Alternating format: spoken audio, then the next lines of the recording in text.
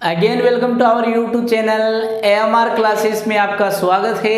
Dear students, एक बार सबका फिर से हमारे इस यूट्यूब चैनल AMR क्लासेस में स्वागत है। जैसा कि आप लोगों को पता है कि हाल ही में अभी वैकेंसीज आने वाली है राजस्थान LDC स्टेनोग्राफर की, तो उसमें इंग्लिश का बहुत ही इंपॉर्टेंट भाग है। 75 मार्क्स की इंग्लिश आती है। तो डियर स्टूडेंट्स, अब उस एग्जाम को भी टारगेट बनाया जाएगा। और आज का जो टॉपिक अपन डिस्कस करने वाले हैं सब्जेक्ट वर्ब एग्रीमेंट का लेक्चर नंबर 8 होगा। आप में से अगर कोई हमारे चैनल पे नया है या अभी तक हमारे चैनल को सब्सक्राइब नहीं किया है तो सब्सक्राइब करें, और प्रीवियस वीडियो के डिस्क्रिप्शन आपको लिंक में दिए गए हैं, आप देखें ताकि आज का लेक्चर भी आपको अच्छी तरीके से समझ में आ जाए। तो डियर स्टूडेंट्स, आज अपन सब्जेक्ट वर्ब एग्रीमेंट को शुरू करने से पहले कुछ बातें आप लोगों को मैं बताना चाहता हूं।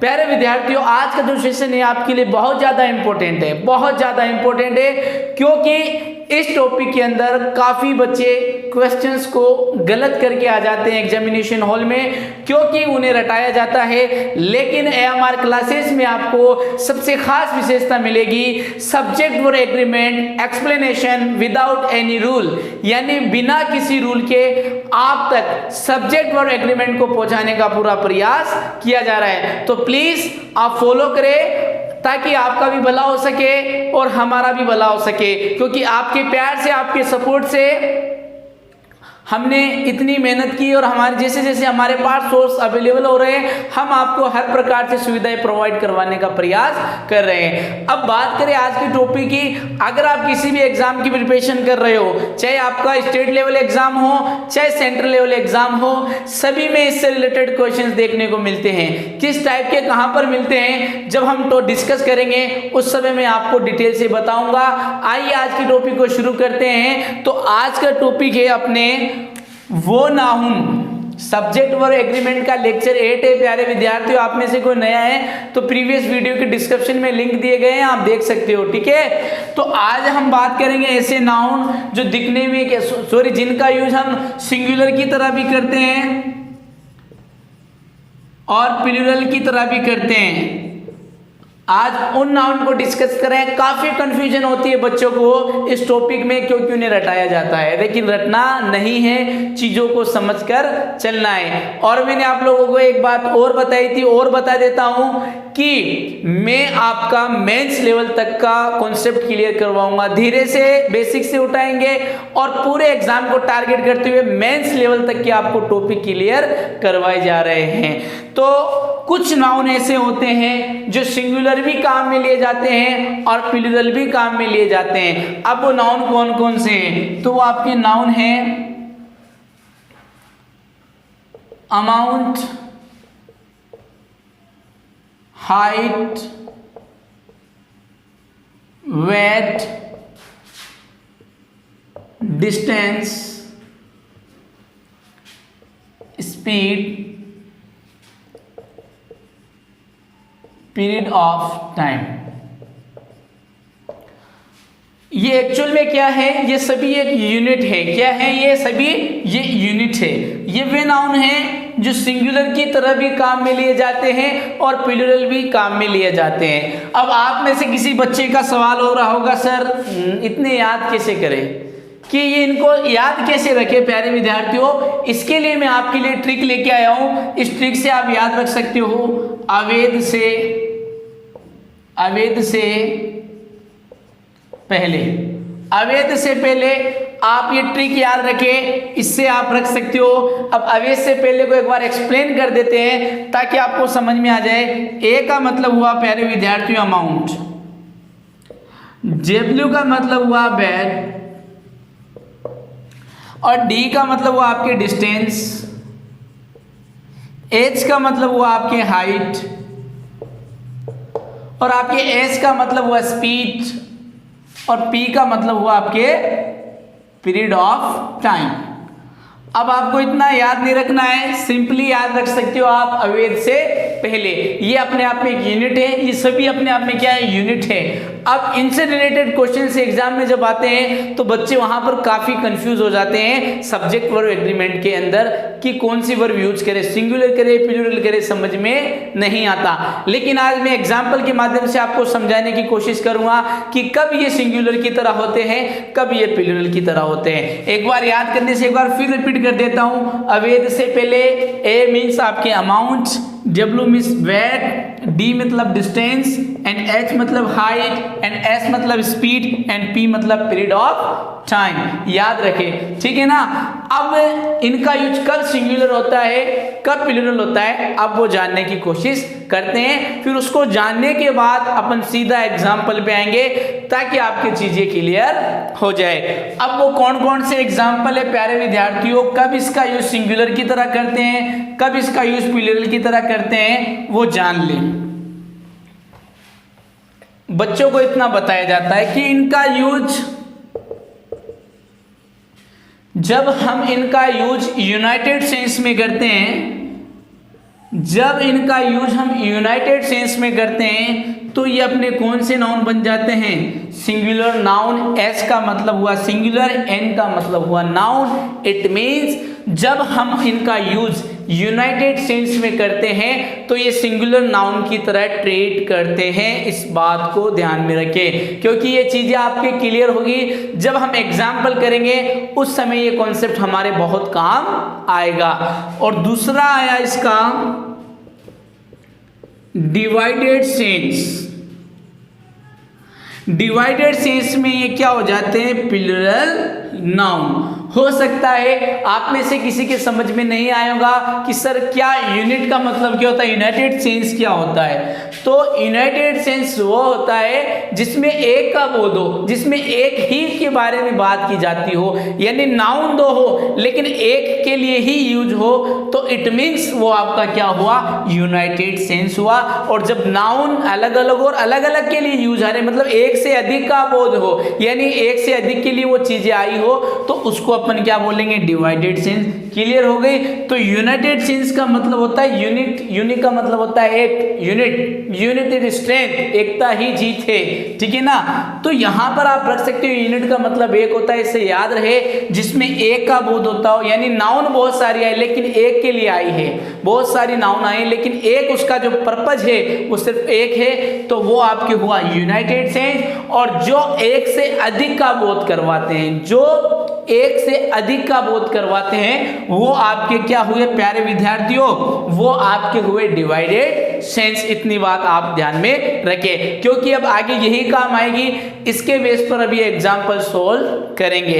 अब आइए एग्जाम्पल की तरफ बढ़ते हैं और एग्जाम्पल को जानते हैं कि किस प्रकार इनका यूज एग्जाम में होता है या इनसे रिलेटेड किस प्रकार के क्वेश्चंस एग्जाम में पूछे जाते हैं। आप लोगों को पता है, आप में से अगर जिन्होंने कॉम्पिटिटिव एग्जाम दे रखा है पहले से, तो उनको अच्छी तरीके से मालूम होगा कि सब्जेक्ट वर्ब एग्रीमेंट से क्वेश्चन तो बनता ही बनता है। वो एरर डिटेक्शन के रूप में भी बन सकता है, फिलर के रूप में भी बन सकता है, लेकिन क्वेश्चन बनाते हैं। ये बात फाइनल है कि सब्जेक्ट वर्ब एग्रीमेंट से एक क्वेश्चन तो बनता ही है। अब वो क्लोज टेस्ट में भी बन सकता है, कॉम्प्रिहेंशन में भी बन सकता है, किसी में भी बन सकता है, फिलर के रूप में भी बन सकता है, लेकिन क्वेश्चंस बनेगा। और एरर डिटेक्शन के रूप में भी बन सकता है, लेकिन ये श्योर है कि क्वेश्चंस बनता ही है।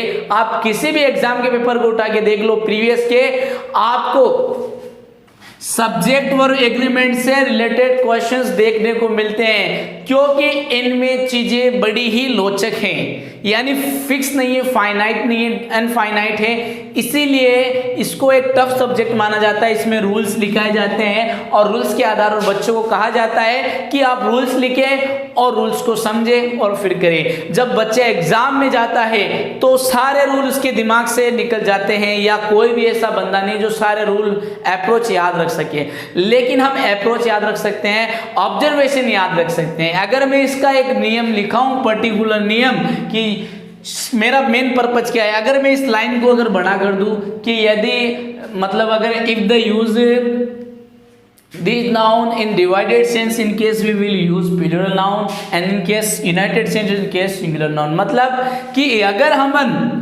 हम इन नाउन का यूज यूनाइटेड सेंस में करते हैं तो इनके साथ सिंगुलर वर्ब को प्रयोग करते हैं, और जब इनका यूज हम डिवाइडेड सेंस में करते हैं तो इनका यूज हम प्लूरल नाउन की तरह करते हैं। तो प्यारे विद्यार्थियों, कहने का मतलब पॉइंट की बात यही है, ऑब्जर्वेशन करने का जो पॉइंट है हमारा वो यही है कि यहाँ पर यूनाइटेड सेंस की बात हो रही है। यूनाइटेड सेंस मतलब एक का बोध, और आपके divided sense more than one, that is called divided sense. इतनी बात आपको समझ में आ गई।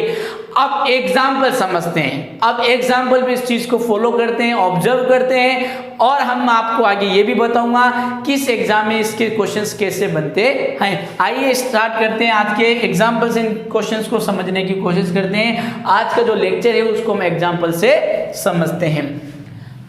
अब बहुत सारे बच्चे जो हैं उन्हें ये रटाया जाता है कि 33 नियम याद कर लो आप, आपका सब्जेक्ट वर्ब एग्रीमेंट क्लियर हो जाएगा।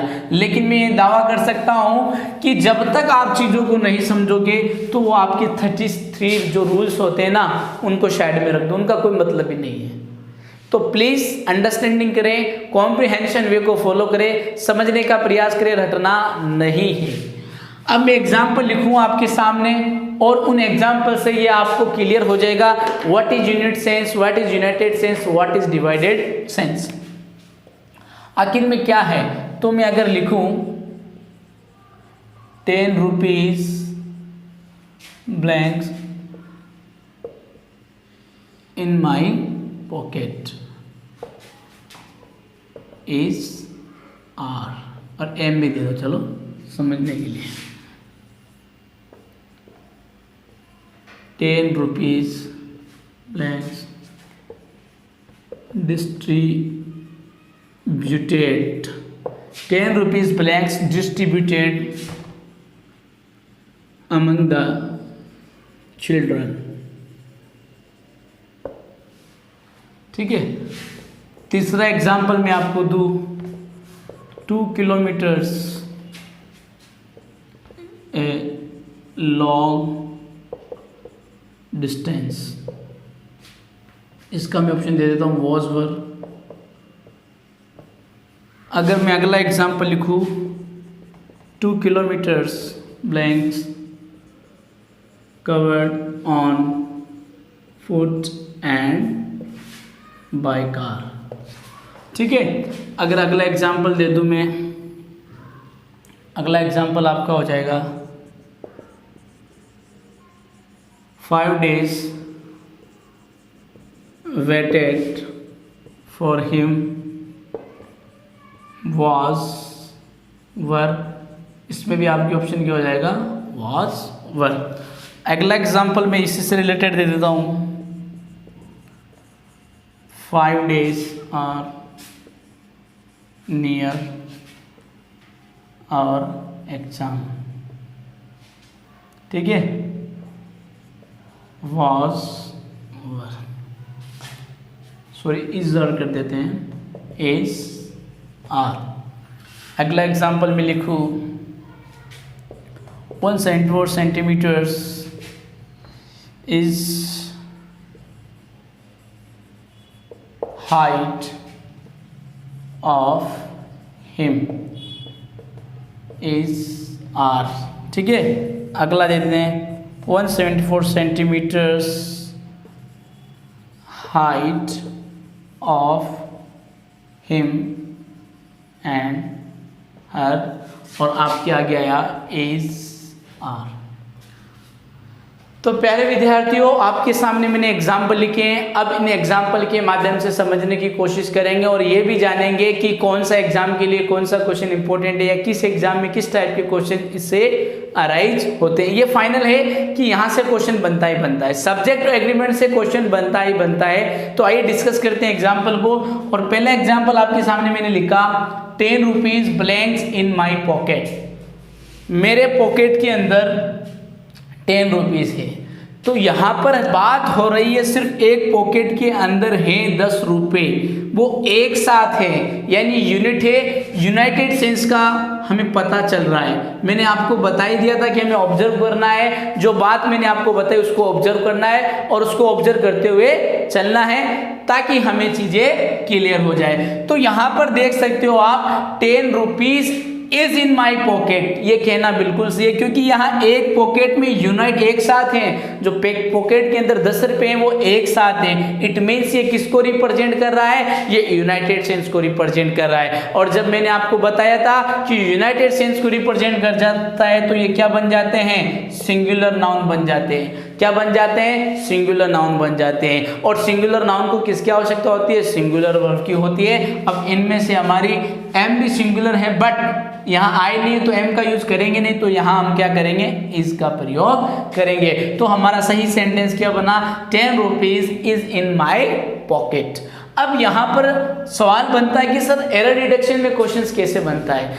आपको क्या करेगा, यहाँ पर या तो इच के पहले पे आपको क्या दे सकता है एग्जामिनर, आर दे सकता है। क्या दे सकता है, या तो वो दे देगा आपको आर दे देगा, या क्या करेगा यहाँ पर रख देगा 10 रुपीज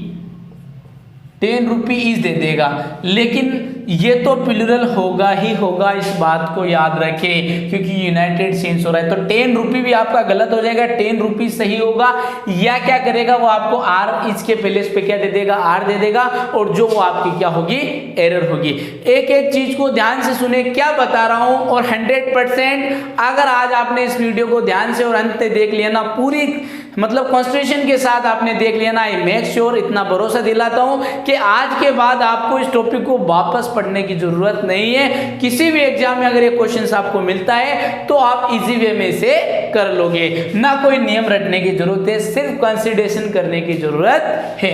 अब आइए दूसरे एग्जाम्पल की तरफ चलते हैं। दूसरा एग्जाम्पल हमारा क्या है, दूसरा एग्जाम्पल हमें कह रहा है 10 rupees blank distributed among the children, बच्चों में पैसे बांटे गए, कितने रुपए, 10 रुपए बांटे गए। अब यहाँ पर बहुत से अलग अलग को बांटे गए, 10 रुपए बांटे गए लेकिन बच्चों में बांटे गए, यानी प्राप्त करने वाला अकेला नहीं, अलग अलग बच्चे हैं। तो एक से अधिक हुआ तो ये किसका सेंस देता है प्यारे विद्यार्थियों, ये हमें दे रहा है डिवाइडेड सेंस का। और जब डिवाइडेड सेंस में इसका यूज हो ही रहा है तो यहाँ पर अपन क्या कर देंगे, आर का प्रयोग कर देंगे। उम्मीद करता हूँ कि आपको लेक्चर समझ में आ रहा होगा। अगर आपको अच्छा लग रहा है तो लाइक करें और शेयर करें। आ जाइए तीसरे एग्जाम्पल पर।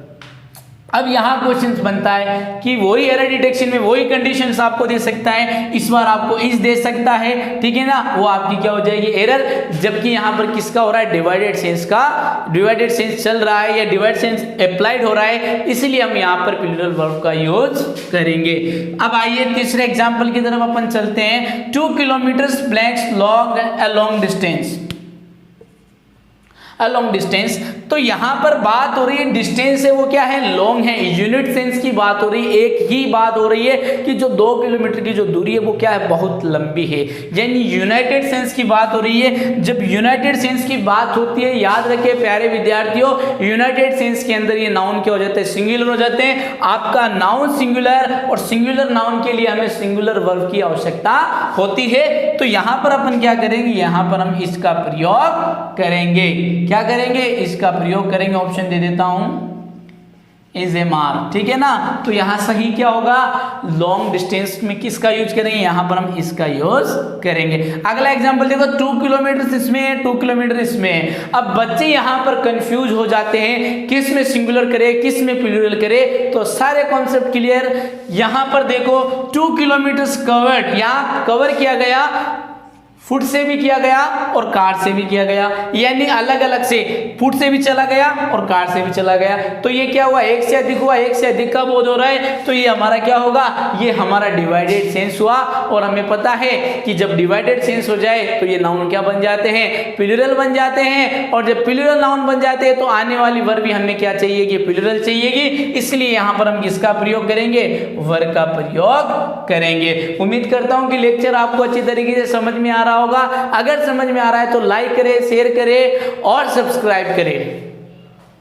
अब देखो अगला एग्जांपल चलते हैं अपन 5 डेज। अब 5 डेज के अंदर आपके क्वेश्चंस बन जाते हैं। यहां पर आप देख सकते हो 5 days blanks waited for him, यानी उस बंदे का लगातार यानी 5 दिन तक इंतजार किया गया एक बंदे का, यानी यूनाइटेड सेंस दे रहा है। और जब यूनाइटेड सेंस देता है तो यहां पर किसका प्रयोग करेंगे प्यारे विद्यार्थियों, सिंगुलर वर्ब का करेंगे, क्योंकि यहां पर ये कैसे ट्रीट हो रहा है, आपके सिंगुलर नाउन की तरह ट्रीट हो रहा है। फिर अगला एग्जांपल अपने आता है 5 days blanks near our exams, हमारे एग्जाम के नजदीक है 5 दिन। अब यहाँ देखो 5 दिन की बात हो रही है, डिवाइडेड सेंस में हो रही है, तो यहाँ पर अपन क्या कर देंगे, आर कर देंगे।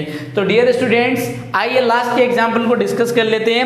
174 centimetres blanks height of him, उसकी जो हाइट है वो क्या है 174 सेंटीमीटर्स। तो यहाँ पर आप देख सकते हो कि एक की बात हो रही है, जो हाइट है वो एक ही है। तो यहाँ पर जब एक की बात हो रही है तो ये नाउन भी आपका क्या बना, सिंगुलर बना, और आने वाले वर्ब भी आपके क्या बनेगी, सिंगुलर बनेगी। क्यों कि जब नाउन सिंगुलर तो हमें वर्ब भी सिंगुलर चाहिएगी। अब देखते हैं, तो यहां पर अपने क्या हो जाएगा प्यारे विद्यार्थियों, इज हो जाएगा। अब देखो 174 centimetre blanks height of him and her, him and her यानी दो क्यों रही है, एक से अधिक का बोध हो रहा है, तो यहाँ पर ये प्लूरल बना, तो प्लूरल बनने के कारण हम यहाँ पर क्या यूज करेंगे, आर। क्यों करेंगे प्यारे विद्यार्थियों, क्योंकि हमें पता है कि यहाँ पर ये प्लूरल नाउन की तरह ट्रीट हो रही है। तो डियर स्टूडेंट्स उम्मीद करता हूँ कि आज का लेक्चर आपको अच्छी तरीके से समझ में आ गया होगा। अगर फिर भी आपको कोई डाउट हो तो कमेंट बॉक्स में जरूर बताइएगा। अगर आपको और भी कुछ टॉपिक चाहिएगा तो कमेंट बॉक्स में बताइएगा किस टॉपिक से रिलेटेड वीडियो की आपको आवश्यकता है। अगर आप हमारे चैनल पे नए हो या आपने अभी तक हमारे चैनल को सब्सक्राइब नहीं किया है, सब्सक्राइब करें, बेल आइकन दबाएं ताकि आने वाली वीडियो की नोटिफिकेशन मिले आपको और आप अपने एग्जाम की प्रिपरेशन सही ढंग से कर सको। Thank you. अगर आपने हमारे प्रीवियस वीडियो नहीं देखे तो डिस्क्रिप्शन में उनके लिंक दिए गए हैं, आप देख सकते हो ताकि इस टॉपिक में भी आपको समझने में आसानी हो। Thank you.